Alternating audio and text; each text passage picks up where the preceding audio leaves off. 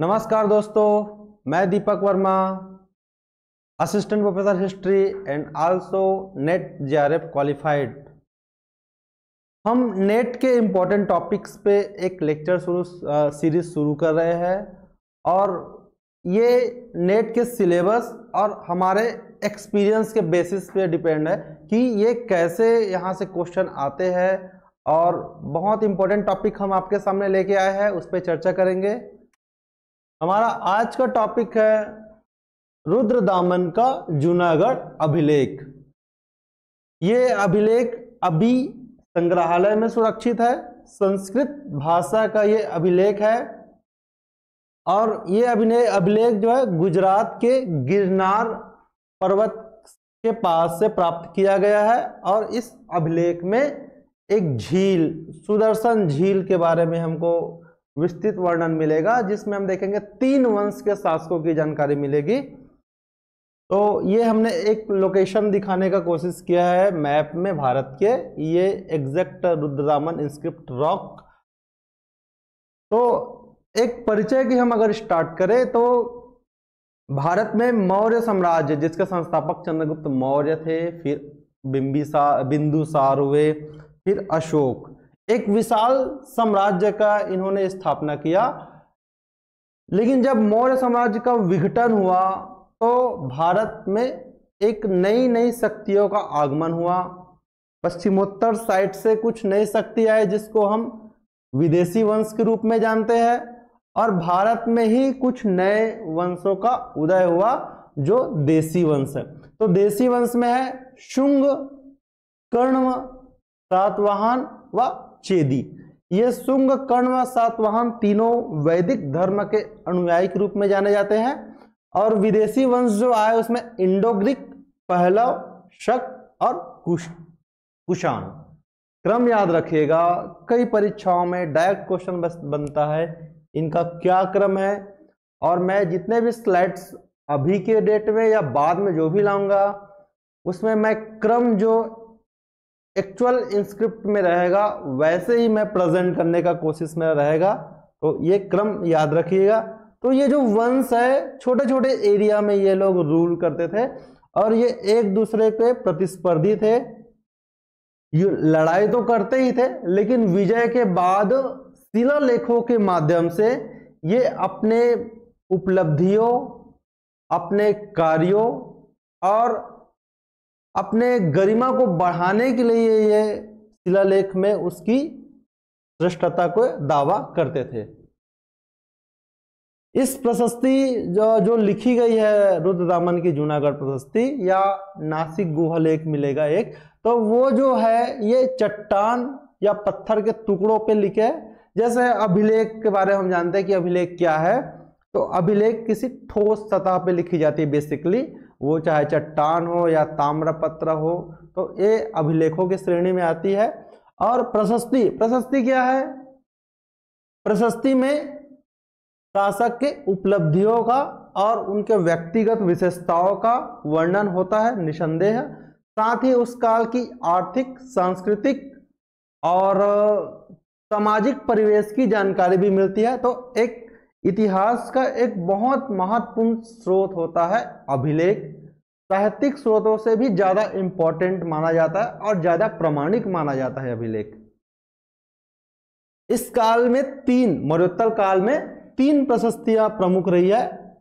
हाथी गुम्फा अभिलेख कलिंग नरेश खारवेल का, और नासिक प्रशस्ति, और रुद्रदामन का जूनागढ़ अभिलेख। यहां हम बेसिकली चर्चा करेंगे, क्लियर है, रुद्रदामन के जूनागढ़ अभिलेख के बारे में।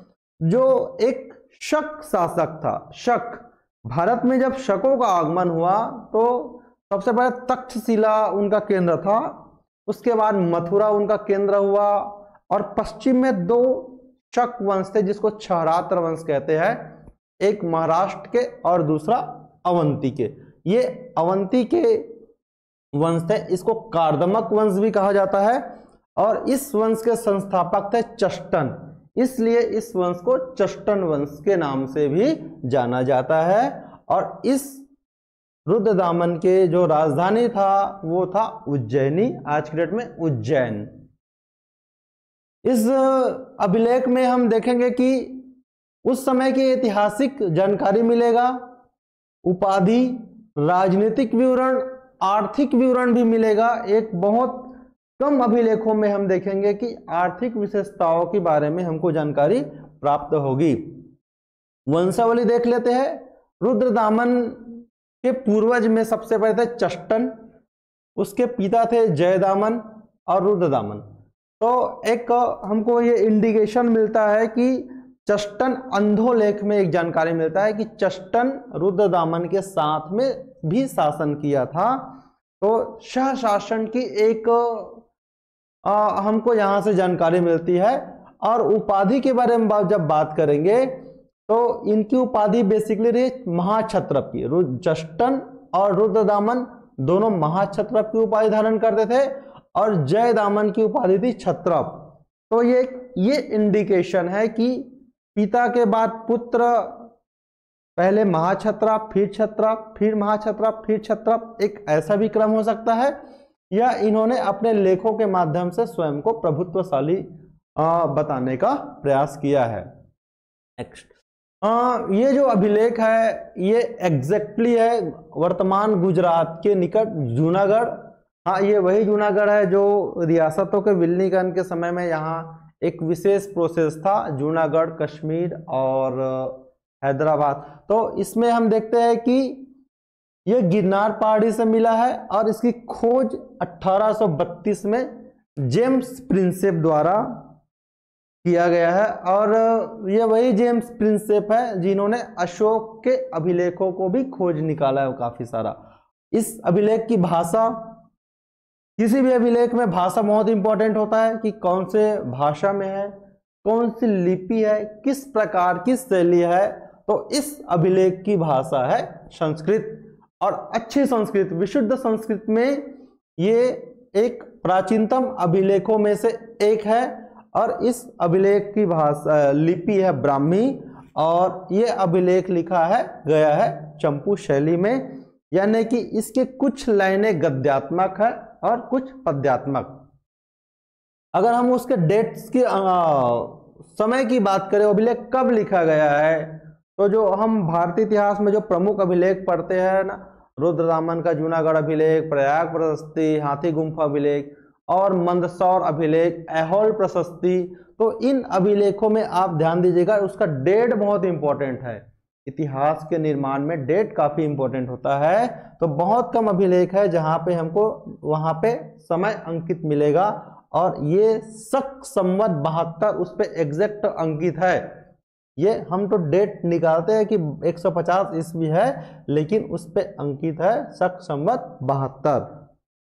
क्योंकि शक संवत आई है तो हम तो डिस्कस कर लेते हैं। मौर्योत्तर काल में कनिष्क के राज्यारोहण से 78 ईसा पूर्व में शक संवत का शुरुआत होता है। और इस वंश की द्वारा शुरू तो किया गया कुषाण वंश के द्वारा शक संवत, लेकिन जो शक हुए तक्षशिला के और मथुरा के और पश्चिमी क्षेत्र जो ये खुद है, इनके द्वारा इस संवत का बहुत यूज किया गया अपने लेखों में, सिक्कों में। इसलिए ये कनिष्क के कुषाण वंश द्वारा शुरू किया गया संवत शक संवत के नाम से जाना जाता है। ऐसा बहुत कम उदाहरण मिलेगा, शुरू करने वाला कोई और, नामकरण किसी और से, हमको ये याद रखना है, विशेष चीज है। रुद्रदामन के इस अभिलेख में उसकी सैन्य उपलब्धियों और क्षेत्र विस्तार की जानकारी मिलता है।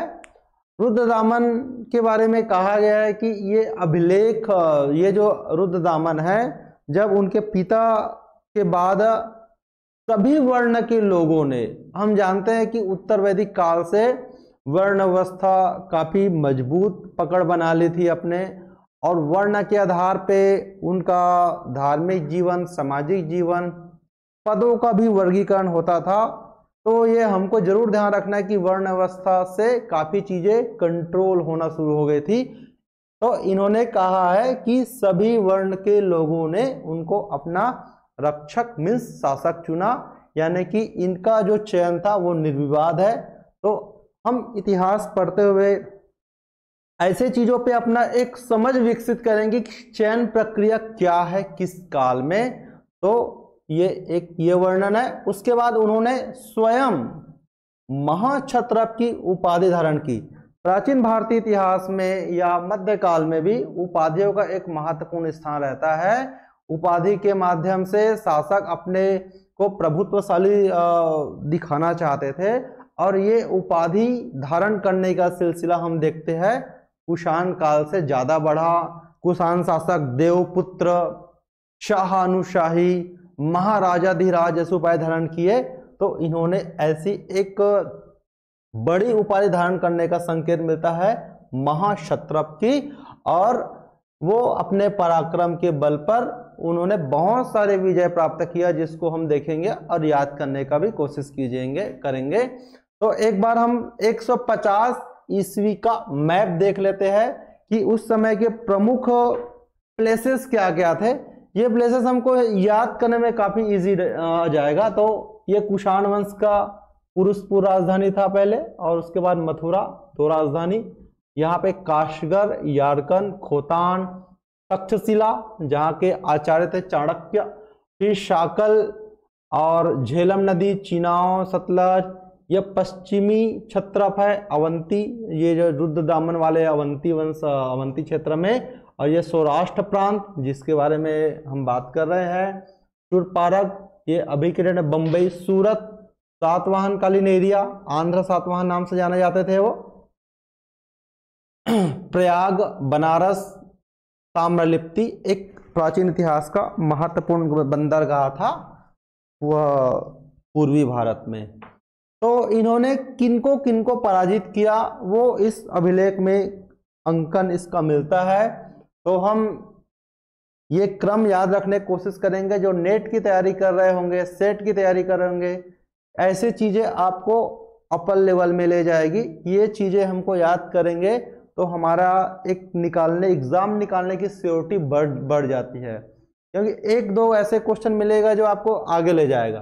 तो आकर, अवंती, अनूप, अपरांत, अनर्थ, ये नाम 5 अ से शुरू होता है, आप याद रखिएगा। आकर, अवंती, अपरांत, अनर्थ और उसके बाद सुराष्ट्र, कुकुर, स्वभ्र, मरु, सिंध सवीर और निषाद। अब देखते हैं कि आकर, अवंती एक साथ उल्लेख मिलता है, ये इसका राजधानी एरिया। उसके बाद देखते हैं अनूप, नर्मदा तट पे। अपरांत, ये अपरांत की राजधानी शूरपारक। सुराष्ट्र, ये सुराष्ट्र यहाँ पे वही सुराष्ट्र दिया हुआ है। कुकुर, उत्तरी काठियावाड़ क्षेत्र। स्वभ्र, साबरमती का तटवर्ती। स्वभ्र, मरु और निषाद, ये राजस्थान एरिया में आएगा। स्वभ्र, मरु और निषाद। सिंध सवीर, ये निम्न सिंधु क्षेत्र के एरिया में था, जहां पे हम अभी देखेंगे कि वो कुषाण वंश का कोई शासक रहा होगा। तो एक प्रकार से ये 5 अ से आकर, अवंती, अनूप, अपरांत, अनर्थ और ये सुराष्ट्र को याद करेंगे हम। उसके बाद ये जो सुराष्ट्र और कुकुर पास में थे, स्वभ्र, मरु और निषाद राजस्थान, और सिंध सवीर। इस प्रकार से आप आराम से इसको डिकोड कर सकते हैं। पश्चिमी मालवा की राजधानी थी उज्जैनी। पूर्वी मालवा था आकर, उसकी राजधानी थी विदिशा। अनूप की राजधानी महेश्वर या मंधाता नर्मदा तट पर स्थित था। अपरांत की राजधानी शूरपारक, उत्तरी कोंकण तट पे। अनर्थ की राजधानी द्वारका, उत्तरी काठियावाड़ पे। सौराष्ट्र की राजधानी गिरिनगर, जिसको हम गिरनार भी बोलते हैं, कुकुर काठियावाड़ क्षेत्र में। ठीक है, तो इस प्रकार से ये हमको याद रखना है। आकर, अवंती, अपरांत, अनूप, अनर्थ, सौराष्ट्र और स्वभ्र, मरु, निषाद, सिंध सवीर। सौराष्ट्र तो हमारे मेन बेसिक एरिया है सौराष्ट्र प्रांत का। तो इस प्रकार से ये क्रम आप एक बार दो बार प्रैक्टिस करेंगे, थोड़ा कोड बना लीजिएगा। इनकी नाम काफी इंपॉर्टेंस रखता है, इसको ध्यान में रखिएगा। नेक्स्ट कीजिएगा। तो अब देखते हैं कि रुद्रदामन के इस अभिलेख में ये अंकित है कि उसने दक्षिणापतपति सातकर्णी को पराजित किया। ये दक्षिणापतपति की उपाधि धारण करते थे सातवाहन वंश के शासक, और इनके काल के आधार पर जब संयोजन करते तो हम पाते हैं कि दक्षिणापतपति सातकर्णी के जो मेन शासक आपको मिलता है कुल ये जो थे पराजित शासक का हम संकेत जोड़ते हैं वशिष्ठिपुत्र पुलुमावी। हमको पता है सातवाहन शासक अपने नाम के पहले अपने माता का नाम यूज करते थे, तो पुलुमावी शासक था वशिष्ठिपुत्र। वशिष्ठि उनकी निश्चित रूप से मम्मी का नाम रहा होगा। इस प्रकार से ये जो पराजित शासक है रुद्रदामन ने इसको पराजित किया, लेकिन उसको मृत्यु दंड नहीं दिया। नेक्स्ट कीजिए। तो इसमें पता चलता है कि नासिक अभिलेख से, उसी काल के अभिलेख है, उसमें गौतमीपुत्र सातकर्णी के जो महान विजेता के रूप में जाना जाता है, उन्होंने इन क्षेत्रों को जीता था। असिक, अस्सक, मूलक, सुराष्ट्र, कुकुर, अप्राण, अनूप, विदर्भ, आकर व अवंती। तो पहले गौतमीपुत्र सातकर्णी के अधीन ये एरिया था। गौतमीपुत्र सातकर्णी के बाद उसका उनके वंशज हुए वशिष्ठिपुत्र पुलुमावी। वशिष्ठिपुत्र पुलुमावी को रुद्रदामन ने पराजित किया और पूरे एरिया को नहीं छीन पाया, लेकिन क्या क्या छीने? अवंती, आकर, अनूप, सुराष्ट्र, कुकुर और अप्रांत। तो बेसिकली अधिक से अधिक एरिया को इन्होंने छीन कर सातवाहन की सत्ता को कमजोर करके स्वयं उभर के आए। और ये एक विशेष है, कुषाण वंश के शासक जो थे कनिष्क के उत्तराधिकारी सिंध सवीर में, उनको इन्होंने पराजित किया। इसके बाद एक और विशेष चीज है, एक यौधेय। ये एक गणराज्य था। इस काल में भी गणराज्य का उल्लेख मिलता है। जैसे हमने देखा है बौद्ध काल में भी गणराज्य थे, लेकिन कुछ गणराज्य अब भी कायम थे, इसलिए ये काफी इंपॉर्टेंट है, ये हमको बिल्कुल याद रखना है। तो हम यौधेय का ध्यान में रखेंगे। इनका शासन क्षेत्र कहाँ पे था? ये थे पंजाब में सतलज नदी के किनारे, और ये काफी स्वाभिमान और अदम्य थे। और पाणिनि का एक किताब है अष्टाध्यायी, उसमें इनको आयुध जीवी संघ के नाम से कहा गया है, यानी कि वो प्रोफेशनल शस्त्रों के सहारे जीवित रहने वाले हैं, यानी कि एक लड़ाकू वो एरिया था। उनको भी रुद्रदामन ने हराया, जो एक बड़ी बात है। तो रुद्रदामन किन से एरिया प्राप्त किए? सातवाहनों से प्राप्त किए, कुषाण वंशों से प्राप्त किए, और इनसे। रुद्रदामन के बारे में स्तुति चूंकि प्रशस्ति है, तो थोड़ा उनका महिमा गान भी होगा। तो आप देखते हैं कि यहाँ पे वो एक प्रजापालक वत्सक थे। कैसे? अभी एक देखेंगे, सुदर्शन झील पे उनका जो काम होगा वो एक विशेष काम है, जो एक निस्वार्थ भाव या शासक द्वारा व्यक्तिगत धन खर्च बनाने का एक अद्वितीय उदाहरण है। उन्होंने प्रण लिया था कि युद्ध के अलावा मनुष्य को कभी नहीं मारेंगे, और उनको कहा जाता है भ्रष्ट राज प्रतिस्थापक। जैसे कि हमने देखा कि सातवाहनों के द्वारा जो शासक पराजित थे, तो सातवाहन शासक को हराया इन्होंने। फिर ऐसा हम अनुमान लगा सकते हैं कि उन्होंने पुराने जो शासक थे उनको वहां पे पुनः स्थापित किया और अपने अधीन उनको शासन करने दिया। इसलिए इनको कहा जाता है, इनकी उपाधि बोल सकते हैं भ्रष्ट राज प्रतिस्थापक, यानी कि जिनका गद्दी छीना गया है उन राजाओं को पुनः उनके सत्ता में स्थापित करना। इतने शक्तिशाली होने के बाद भी रुद्रदामन निरंकुश नहीं थे। इस अभिलेख में हमको जानकारी मिलती है कि वो मंत्री परिषद से सलाह लेते थे। उनके दो प्रकार के मंत्रिमंडल का हमको वर्णन मिलता है इस अभिलेख में। नेक्स्ट कीजिएगा। अभिलेख में अंकित है कि उनके नगर, गांव, बाजार, लुटेरे, सर्पों, जंगली जानवरों, महामारी से मुक्त थे। भारत के इतिहास में इस प्रकार का हमको शेर शाह सूरी के बारे में भी जानकारी मिलता है कि उसके दरबार, उसके शासनकाल में चोरी मुश्किल था। तो वैसे इनसे हम जब इतिहास आप पढ़ो ना, तो हमको एक रिलेट करना चाहिए कि किस शासक से क्या क्या सिमिलरिटीज होती है। तो इनके समय में ये इनका प्रकोप नहीं था। वो एक कुशल प्रशासक के साथ एक विद्वान भी थे, वैदिक धर्म के अनुयायी थे, संरक्षण भी देते थे और संस्कृत को राजाश्रय दिए थे। और इस समय संस्कृत की स्थिति बहुत अच्छी है, अच्छे ग्रामर में लिखा गया है। इनकी राजधानी जो थी उज्जैनी, एक शिक्षा का केंद्र है। आगे हम देखेंगे कि ये उज्जैनी मौर्य काल में भी महत्वपूर्ण एरिया था, उसके बाद इनके समय भी, और गुप्त काल में महाकवि कालिदास वही निवास करते थे, वहाँ उन्होंने अलग अलग ग्रंथों का रचना किया हुआ है।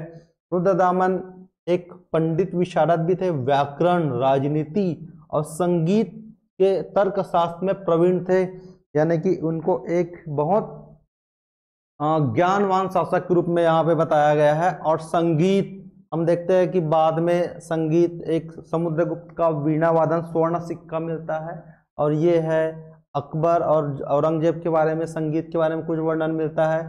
तो ये ऐसे बहुत कम है, तो हमको रिलेट करना है, और ये चीज़ें हमको काफ़ी इतिहास को ईजी बनाएगा। हमारे लेक्चर का उद्देश्य भी है कि आप चीज़ों को सहजता से समझें और एक कॉन्सेप्ट डेवलप करें, ताकि कोई भी टॉपिक को जो आप पढ़े तो आपको रटना ना पड़े, बहुत इजी वे में आप उसको सहजता से एग्जाम में भी बना के आ जाए।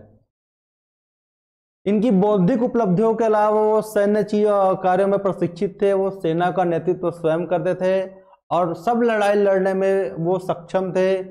अब उपलब्धि प्रशस्ति है तो इसमें उनकी शारीरिक विशेषताओं का भी वर्णन कर दिया है। उनकी स्वर, चाल, वर्ण, धैर्य या बल सब में वो उत्तम थे। और इनके व्यक्तिगत गुणों और राजनीतिक सत्ता के आधार पे एक ये महत्वपूर्ण है कि उस समय भारत तत्कालिक कई राजाओं की बेटियों ने यानी कि राजकुमारियों ने स्वयंवर में उनको चुना था। इससे हम ये भी समझ सकते हैं जो शक जो एक प्रकार से विदेशी जाति के रूप में था, वो हमारी संस्कृति को अपना लिए थे, वैदिक धर्म का संरक्षण कर रहे हैं, संस्कृत को राजाश्रय दिए हैं और भारत के शासक उनको अपना दामाद भी स्वीकार कर रहे हैं। तो ये पूरा भारतीय संस्कृति में ये पूर्णता मिल चुके थे। एक अभिलेख और शासक, ये बहुत इंपॉर्टेंट है। एक मैंने देखा है कि ट्रेंड यहाँ से question net set assistant professor या पीसीएस व्यापम सारे चीज़ों में यहाँ से क्वेश्चन बहुत आते हैं और आने की भी चांसेस पूरा रहेगा।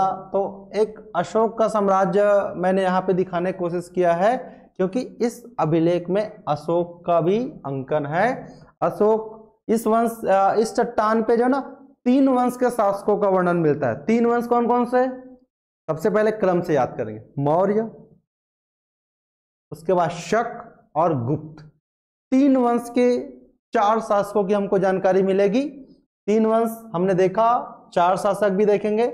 उसमें पहला शासक मिलेगा हमको चंद्रगुप्त मौर्य, उसके बाद अशोक और एक स्वयं रुद्रदामन, और मिलेगा इसका स्कंदगुप्त के 2 लेख। तो एक थोड़ा अलग चीज है, लेकिन मैं बताना चाहूंगा कि अशोक ने जो 14 राज्याज्ञाएं, 14 राज्याज्ञाएं क्या थी कि 14 उनका एक शासनादेश था, आदेश ही था या संदेश था, वो 8 जगहों पे बेसिकली मिला है, ऐसा है। तो वो 2 भारत के बाहर है वर्तमान में, शाहबाजगढ़ी, मानसेहरा, ये कालसी 3 हुए, धौलीजागढ़ 5, एर्रागुड़ी 6, तो पारा 7 और ये गिरनार 8। ये गिरनार में ही ये जूनागढ़ अभिलेख वाला एरिया है। तो अशोक के 14 शिलालेख सबसे अच्छे कंडीशन में यही गिरनार वाला, यही जूनागढ़ वाला है, जिसको विद्वानों ने उनको डिकोड किया है। नेक्स्ट कीजिएगा। तो इस अभिलेख में हमको सुदर्शन झील के बारे में जानकारी मिलता है। ये गिरनार पर्वत है, हमने नेट से लिया है, और इसमें एक झील है जो बांध में कन्वर्ट हुआ अभी डेट में ऐसा। तो वो झील का इतिहास क्या है? तो झील सबसे पहले किसने बनाया? तो इसके निर्माता है चंद्रगुप्त मौर्य, जो मौर्य वंश के संस्थापक थे। उसके समय उसके गवर्नर थे पुष्यगुप्त वैश्य।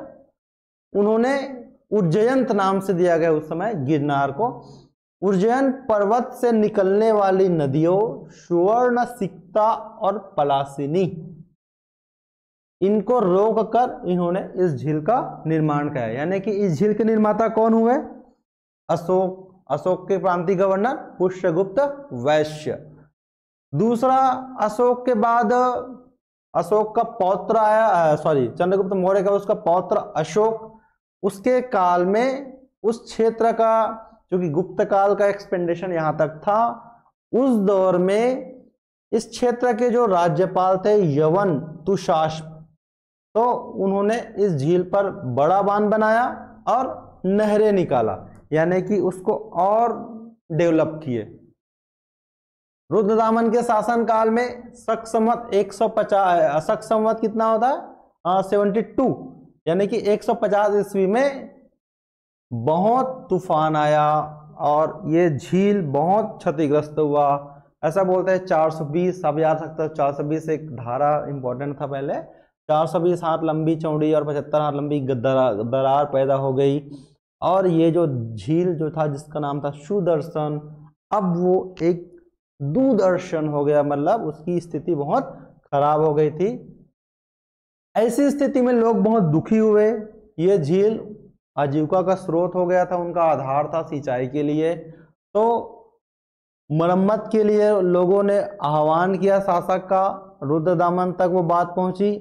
रुद्रदामन जो एक निरंकुश शासक नहीं थे, उन्होंने मंत्रियों से सलाह किया कि हम इसका रिपेयर करेंगे। मंत्रियों ने देखा कि वो तो बहुत क्षतिग्रस्त है, बहुत बड़ी धनराशि खर्च होगी।